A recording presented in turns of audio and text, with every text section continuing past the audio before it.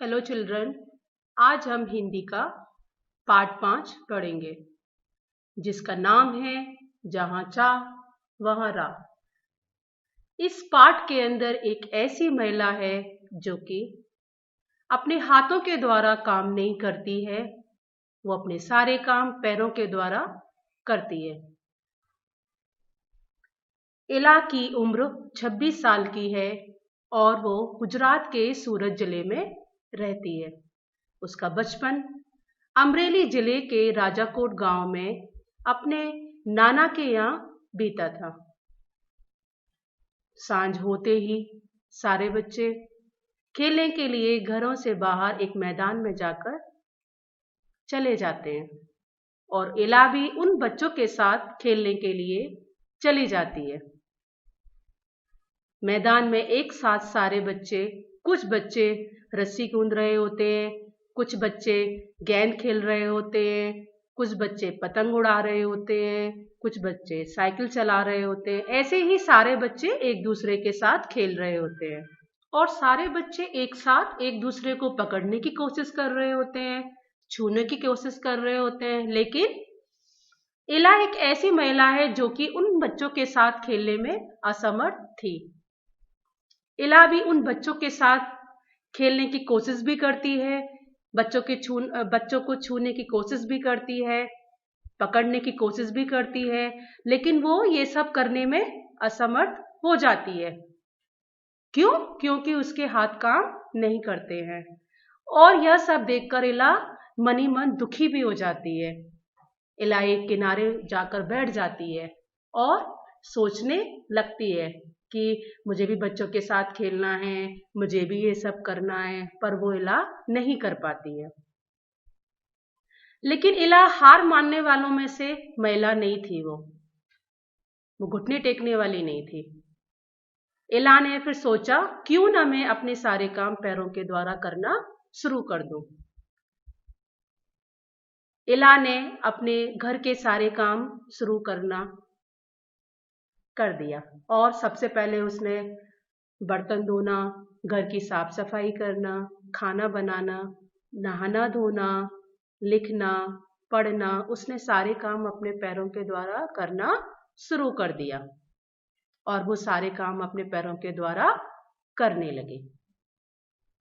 अब इला ने ये सारे काम करने के बाद एक स्कूल में दाखिला लिया और उसको स्कूल में दाखिला लेने में काफी दिक्कत भी हुई क्योंकि वो अपने सारे काम पैरों के द्वारा करती थी। तो उसको दाखिला मिल गया जैसे तैसे, तो बच्चों के साथ वो पढ़ने लगे। शुरुआत में उसको काफी दिक्कत भी हुई बच्चों के साथ पढ़ने में, लिखने में, लेकिन वो धीरे धीरे सारे काम बच्चों के साथ करना शुरू कर दिया। लिखने का काम, पढ़ने का काम बच्चों के साथ करने लगी। धीरे धीरे उसने 10वीं कक्षा तक पढ़ाई कर ली, लेकिन इला 10वीं की परीक्षा नहीं दे पाई। क्यों? क्योंकि उसको अधिक समय नहीं मिल पाया और उसने बीच में ही अपनी पढ़ाई छोड़ दी। पढ़ाई छोड़ने के बाद उसको पता चला कि सरकार द्वारा विशेष व्यक्तियों की सहायता भी दी जाती है। यह सब जानकर इला काफी दुखी हुई, लेकिन उसने हार नहीं मानी। वो अपने जीवन में आगे बढ़ती रही। इला के घर में माँ और दादी रहते थे जो कि कढ़ाई का काम करते थे। सबसे पहले उसने अपने पैरों के अंगूठे के द्वारा सुई को पकड़ना शुरू किया। धीरे धीरे उसने पकड़ना शुरू कर दिया और धागा पिरोना भी सीख लिया। अब उसने अपनी माँ और दादी से कढ़ाई के सारी डिजाइन भी सीखे, सारी कढ़ाइयाँ सीखी उसने, क्योंकि कढ़ाइयों के काफी अधिक प्रकार होते हैं, जैसे कि सिंधी कढ़ाई, भरमा कढ़ाई, चिकनकारी, लखनवी, जयपुरी। उसने सारी कढ़ाइयाँ अपनी माँ और दादी से सीख लिए और उसने डिजाइन भी सीखे, जैसे फूल पत्ते और पशु पक्षी, जैसे घोड़े, हाथी, सारे उसने डिजाइन बनाना सीख लिया। उसने अधिक से अधिक कढ़ाई करना शुरू कर दिया और ऐसे ही 16 बरस की उम्र में इला माहिर हो चुकी थी कढ़ाई करते करते। एक दिन उसके काढ़े गए परिधानों की प्रदर्शनी लगी और उसमें उसने सारे अपने काढ़े गए परिधान भी रखे हुए थे। सब लोगों ने ये सारे काढ़े गए परिधान भी देखे और तारीफ भी की।